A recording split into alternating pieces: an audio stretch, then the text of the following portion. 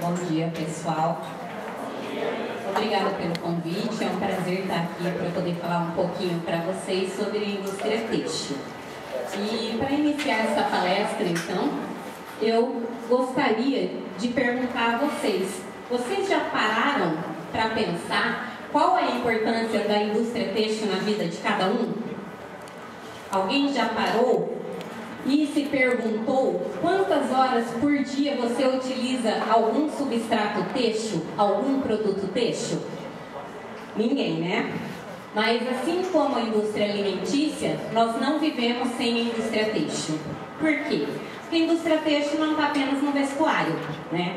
Se a gente parar para observar aqui, na caixa de som tem um substrato têxtil, na cortina tem substrato têxtil, em alguns momentos no piso tem um substrato têxtil. Então ele faz parte da nossa vida por coisas até muito pequenas, como por exemplo, higiene pessoal tem um substrato têxtil, no filtro de café, mesmo ele sendo descartável, é a indústria têxtil que faz esse produto, nos curativos, os fios de sutura para cirurgias. Então a indústria têxtil está presente na nossa vida desde o nascer até o morrer. Então a gente não consegue viver sem a indústria têxtil. E apesar dela ser essencial para a nossa vida, poucas pessoas se perguntam qual é a importância dela. Então, só para contextualizar aqui, a indústria têxtil, ela impulsionou a revolução industrial, né, em busca de uma maior produtividade, em busca de aumentar a competitividade com a China, que já produzia e exportava produtos têxteis. Na França, então, ela iniciou a revolução industrial no século XVII. E no Brasil, ela se consolidou a partir da Primeira Guerra Mundial. E atualmente é considerada uma das maiores geradoras de emprego. É a segunda maior indústria que emprega pessoas no Brasil. E ela é responsável por 3,5% do PIB brasileiro. No ano de 2017, esse segmento industrial faturou mais de 51 bilhões de dólares. Ela emprega de uma forma direta mais de 1,5 milhão de pessoas, e se a gente considerar uma forma indireta ainda com as indústrias químicas, de acessórios que a gente tem, ela chega a um total de 8 milhões de empregos indiretos. Ela é uma indústria também que a maior parte da mão de obra dela é feminina. Então, 75% dos trabalhadores dessa indústria são mulheres. No Brasil, formalmente, a gente tem 27.500 empresas do segmento têxtil. O que faz, então, no Brasil, desse segmento da indústria têxtil, o segundo maior empregador. É o quarto maior produtor têxtil do mundo. Ele fabrica anualmente 8,9 bilhões de peças do vestuário e é referência mundial no segmento jeanswear, moda praia e homeware. E o Brasil é a última cadeia têxtil que a gente tem no Ocidente, ou seja, no Brasil a gente consegue produzir desde a fibra até a peça acabada, até a peça confeccionada. O que a gente já não observa mais em grandes líderes mundiais, como os Estados Unidos e vários países da Europa, que acabam terceirizando e importando o substrato têxtil para a fabricação de seus produtos. Dessa forma, então, nós somos autossuficientes. Nós não precisamos trazer matéria-prima de fora para a produção dos nossos artigos. Só para vocês entenderem um pouquinho como funciona a indústria têxtil, nós temos então que tudo inicia a partir de uma fibra ou um filamento, seja ele natural ou sintético. A partir da fibra, a gente vai para o processo de fiação, ou seja, a formação de um fio que vai dar características aos produtos têxteis. E esse fio, ele pode passar pelo processo de tecelagem ou de malharia. A partir da tecelagem e da malharia, a gente vai para o processo de beneficiamento, que seria agregar características visuais a esses produtos. Nessa etapa de beneficiamento, engloba etapas de tingimento, etapas de estamparia e de acabamentos funcionais. A partir da confecção, então, ela vai para o vestuário e também pode ir para a linha lar ou para tecidos técnicos. E isso aqui vai abastecer, então, as lojas de fábricas, varejistas, indústrias e instituições, chegando até vocês, os consumidores finais. E quando a gente fala no contexto ambiental dessa indústria, ela aparece em lugar de destaque. Por quê? Porque a gente gera uma quantidade muito grande de resíduos. Em relação aos resíduos sólidos, anualmente a gente gera 175 mil toneladas de resíduos. Estima-se que apenas 40% desse resíduo vai ser destinado corretamente e ir a um aterro industrial, sendo 60% descartadas no ambiente de forma incorreta. Além disso, devido à indústria da moda com o movimento fast fashion, a gente tem que 150 milhões de peças são estocadas por não serem comercializadas, devido às tendências de moda e a mudança das características desse produto para uma nova coleção. Então, mesmo sem uso, 150 milhões de peças serão incineradas ou destinadas aos aterros.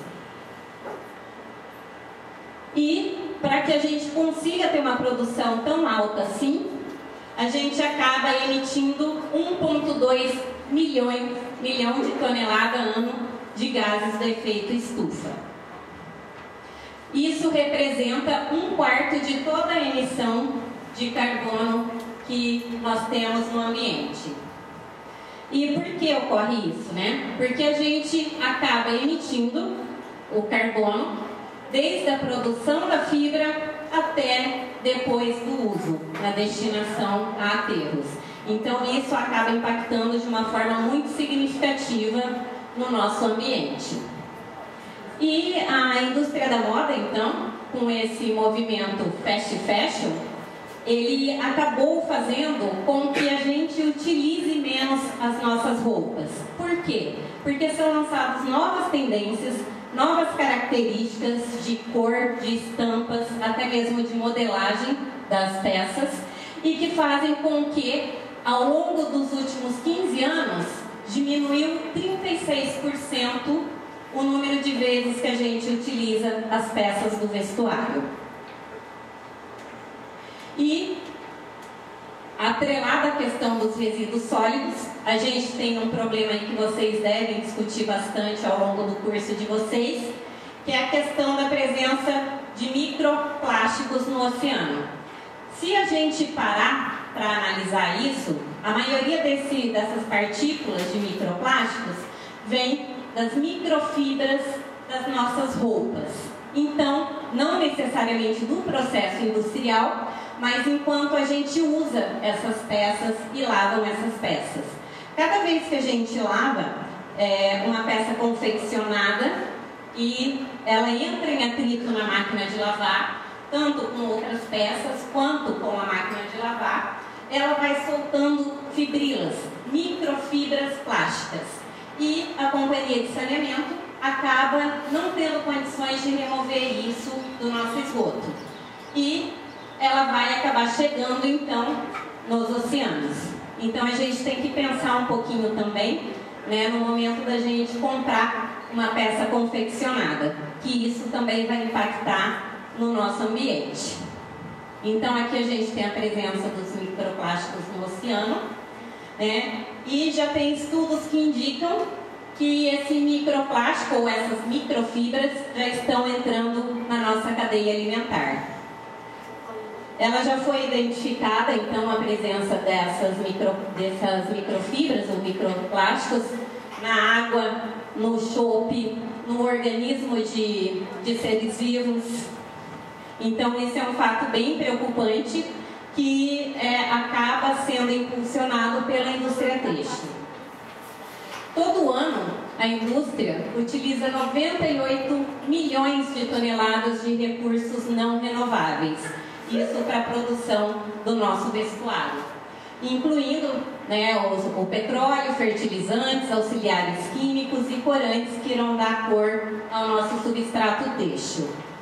E para a produção dos nossos têxteis, a água é utilizada como solvente e como meio de transporte de auxiliares químicos e corantes. E quando a gente fala da água sendo utilizada no beneficiamento têxtil, seja ele para obtenção do branco ou processo de tingimento ou estamparia, a gente está falando de uma água que precisa ter um grau de pureza muito grande para garantir que o tingimento ou esse acabamento que está sendo agregado realmente saia em padrões de qualidade. Então, muitas vezes a gente fala que a água que a gente utiliza num tingimento, a qualidade dela é superior à água que a gente consome.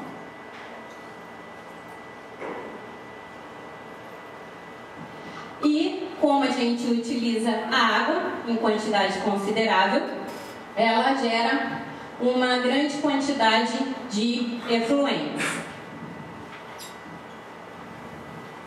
E, por sua vez, para a gente tratar adequadamente esse efluente, a gente também vai ter uma quantidade muito grande de geração de lodo, seja ele um lodo físico ou um lodo originado por processos físico-químicos ou por processos biológicos, que é o que mais a indústria têxtil utiliza.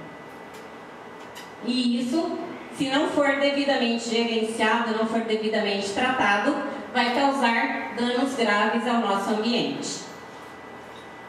E, num contexto geral, dos impactos que a indústria têxtil causa no ambiente, a gente pode ter o esgotamento dos recursos, mudanças climáticas, podemos observar também sofrimento de animais, a poluição da água, a destruição do habitat, insegurança alimentar devido a esses poluentes que nós estamos inserindo no meio, a poluição do ar e, quando a gente fala de indústria têxtil também, ocorre muito a questão de abusos dos direitos humanos por meio da utilização de trabalhos escravos, que não é só no exterior que isso acontece. Em São Paulo, a gente tem inúmeras denúncias, todas em confecções, que empregam trabalho escravo no seu processo produtivo. Então, nesse contexto, a gente vai ter uma série de agressões ao ambiente que não é apenas responsabilidade da indústria têxtil, é a responsabilidade de nós consumidores também, que não damos a devida atenção a essa indústria ou aos produtos que a gente consome. E quando a gente fala especificamente na questão dos efluentes provenientes da indústria têxtil, eles são gerados em alguns segmentos industriais. No processo de tecelagem, devido ao processo de engomagem dos fios, para que esses fios tenham uma resistência capaz de aguentar a tensão que o tear promove nessa superfície.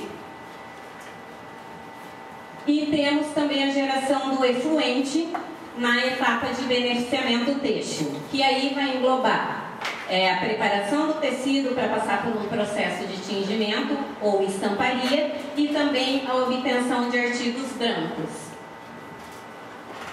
E outra etapa, que daí seria já na questão do consumidor final, o efluente doméstico que a gente gera a partir da lavagem das nossas roupas.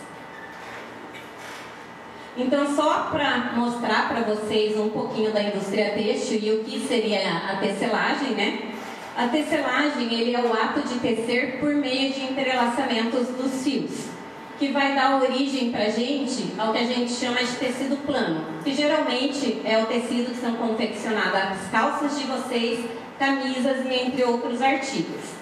Então, nesse processo de tecelagem, a gente vai ter um conjunto de fios que entra no sentido do comprimento do tecido e um fio que entra no sentido da largura. Então, isso vai formar um tecido plano. E devido ao movimento dos teares, então, a gente tem que aumentar a resistência desses fios que estão no sentido do comprimento. Para isso, a gente utiliza gomas. Essas gomas podem ser de origem natural, como amido de milho, amido de batata, entre outros amidos, como pode ser também uma goma artificial, uma goma sintética. Então, dependendo da composição do material que a gente está trabalhando, a gente vai utilizar uma goma diferente. E após esse processo de tecelagem, que ocorre num tear, por meio de rolos de urdume, a gente vai ter a geração de efluentes. Por quê? Porque essa goma, depois que passou o processo de tecelagem, ela tem que ser removida desse tecido. Então, nessa etapa, a gente vai gerar um efluente ainda lá no processo de tecelagem, tratando ainda enquanto tecido, um tecido que a gente chama que ele está no estado cru, que ele não tem nenhuma coloração e não foi tratado de nenhuma forma ainda. E quando a gente fala da etapa de beneficiamento, o beneficiamento ele compreende um conjunto de atividades que, uma vez aplicadas ao substrato têxtil, dão as mesmas características técnicas e estéticas exigidas pelo consumidor final. E isso pode ser entendido como um setor que cuida do enobrecimento do vestuário. E o beneficiamento ele é dividido em 3 etapas diferentes. O que a gente chama de beneficiamento primário, onde a gente vai ter a preparação do substrato têxtil para o tingimento ou acabamentos e também a obtenção de artigos da cor branca. Temos o beneficiamento secundário, que nós teremos as etapas de tingimento e ou estamparia de artigos têxteis, e o beneficiamento terciário, que engloba a lavanderia de jeans e acabamentos funcionais. Então, todas essas etapas, que não necessariamente ocorrem dentro de uma mesma empresa, a gente pode terceirizar isso e destinar para uma outra empresa fazer, ele vai gerar um efluente. E de acordo com as características do substrato que foi processado, se é uma fibra natural, se é um algodão, se é um linho, se é um rami, ou uma fibra sintética, poliéster, poliamida, a gente vai ter um efluente de característica diferente, devido às características dessa fibra, que nós vamos ter que utilizar produtos adequados que realmente vão promover essas interações com o material e os agentes químicos que a gente utiliza. Então, é nesse segmento de beneficiamento têxtil que ocorre a maior geração de efluentes, sendo considerado, então, cerca de 90% de toda a água utilizada na indústria têxtil vem dessa etapa de beneficiamento de artigos têxteis. Vocês já pararam para se perguntar o quanto de água é gasto em cada peça do vestuário que vocês estão utilizando hoje ou que vocês utilizam diariamente? Alguém tem noção? Sabe quanto é? Já viu em algum artigo? O professor já falou em alguma aula? Ninguém? Nós temos aqui então uma estimativa. Uma calça jeans, durante a sua produção, ela utiliza 10 mil litros de água para uma calça. Uma calça que em média pesa 450 gramas. Para uma camiseta, semelhante a essa que vocês ganharam aí do pessoal da organização, a gente utiliza 2.700 litros de água na produção desse artigo. Para um sapato, em torno de 8 mil litros de água. E para a gente produzir 1 quilo de algodão, considerando o cultivo dele, a gente utiliza 10 mil litros de água. Então, se a gente for somando a quantidade de água que foi utilizada na produção desses artigos, multiplicando pelo número de peças que vocês têm no vestuário de vocês, vocês vão ter um pouquinho da ideia de como a gente pode prejudicar e agredir o ambiente em que a gente vive. Se a gente multiplicar, então, cada um dessas etapas onde a gente tem a utilização de água pelo 8 bilhões de peças do vestuário, vocês vão ver o tanto que a indústria têxtil consome de água para que ela atenda a necessidade do consumidor. E isso, então, demanda que a gente tenha uma estação de efluentes muito bem gerenciada para que a gente evite ao máximo causar algum impacto à natureza. E quando a gente fala, então, do efluente têxtil, qual é a grande problemática dele? A grande problemática está relacionada com a utilização de corantes. Por quê? Porque esses corantes, mesmo em pequena quantidade no ambiente, ele é capaz de poluir quilômetros e quilômetros ou metros cúbicos e metros cúbicos de água. E isso vai acabar de alguma forma afetando o ambiente, não somente como uma poluição ambiental de mudança de cor de um corpo receptor. E esses corantes, o que são, né? Esses corantes, eles são misturas de compostos com estrutura molecular complexa, sendo a maioria dos casos produtos estáveis e de difícil biodegradação. Aqui a gente tem uma tabela do consumo de corante anual no Brasil. Vocês podem perceber que nessa tabela aqui, ó, eu tenho várias classes de corantes, né? Então a gente tem corantes ácidos, básicos, diretos, pigmentos, branqueadores ópticos e a produção deles aqui. Cada um desses corantes tem uma característica diferenciada, que está ligada diretamente à característica da fibra. Então a gente precisa de um corante específico para atingir uma determinada fibra. E o que acontece nesse processo de tingimento? Nem todo corante que a gente coloca em um banho de tingimento é transferido para o material que você está tingindo. E isso vai variar também, essa quantidade de exaustão de corante ou a quantidade de transferência desse corante para a fibra, de acordo com esse grupo de corantes que nós temos. Então, se a gente observar aqui, ó, nós temos um dos corantes mais utilizados, é o corante reativo, que são utilizadas quase 5.000 toneladas desse corante ao ano no Brasil.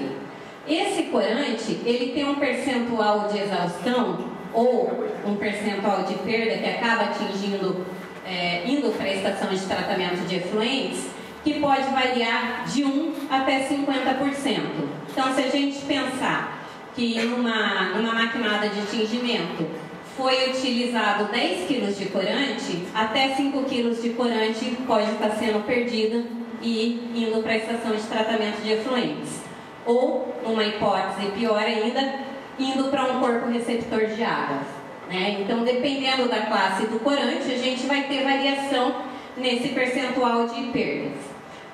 Aqui, o corante reativo é um corante que tinge muito o algodão. E no Brasil, mais de 50% das peças confeccionadas são confeccionadas em algodão. Apesar da gente ter outros corantes que tingem o algodão também, como por exemplo corante ácido, corante básico e corante direto, o corante reativo é o mais barato que tem no mercado. Então, as indústrias compram corante reativo, mesmo com essa característica de poder perder até 50% desse corante e ele ser descartado. E se a gente continuar aqui, ó, corante reativo, potencial poluidor alto. E o que acontece com esses corantes reativos? Ele tem uma estrutura muito forte, que a maioria deles é do grupamento azo, que é um prejuízo enorme para o ambiente, porque a dificuldade de tratar esse tipo de corante e remover ele do efluente é muito grande. Estudos indicam que 20% de toda a cor introduzida no ambiente é de responsabilidade da indústria têxtil. E não é apenas a indústria têxtil que utiliza corante. Nós temos a indústria de plásticos que utiliza corante, a indústria alimentícia que também utiliza corante. Então, é uma parcela muito significativa que é de responsabilidade da indústria têxtil. Esses corantes que a gente utiliza, a maioria deles, então, tem grupamentos azo, que impacta que a molécula do corante presente no meio pode ficar ali presente até 50 anos, até ela ser degradada e deixar de existir no corpo receptor. E essa classe de corante também tem um agravante de ter um potencial carcinogênico e mutagênico. Então, os prejuízos que ela pode causar no ambiente são inúmeros e muitas vezes incalculáveis. Esses corantes de origem sintética também apresentam estruturas aromáticas, o que torna a difícil degradação deles. Além desses corantes, a gente utiliza uma série de outros insumos químicos que também podem causar prejuízos ao ambiente. Esses insumos, eles são chamados de auxiliares de tingimento e de produtos de acabamento. E após eles cumprirem a função dele, nesse processo, eles serão eliminados no banho de enxágue do processo que está sendo realizado. Então, praticamente, toda a totalidade desses insumos que entram no processo de beneficiamento saem depois desse processo. Como exemplo de alguns produtos que a gente utiliza nessas etapas, nós temos o cloreto de sódio, carbonato de sódio, ácido acético, ácido oxálico, fixadores inorgânicos, branqueadores, tensoativos e amaciantes. E imagina tudo isso misturado em apenas um efluente. Então, o tratamento desse efluente é bem dificultado devido a essas características dos insumos que a gente utiliza na indústria têxtil.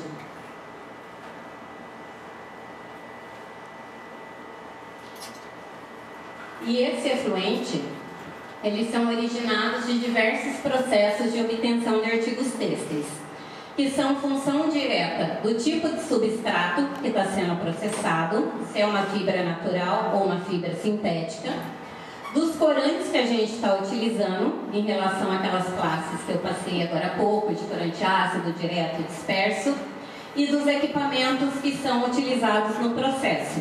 Por que dos equipamentos? Porque, de acordo com as condições do processo de tingimento, a gente vai ter uma maior ou menor exaustão do corante para a fibra.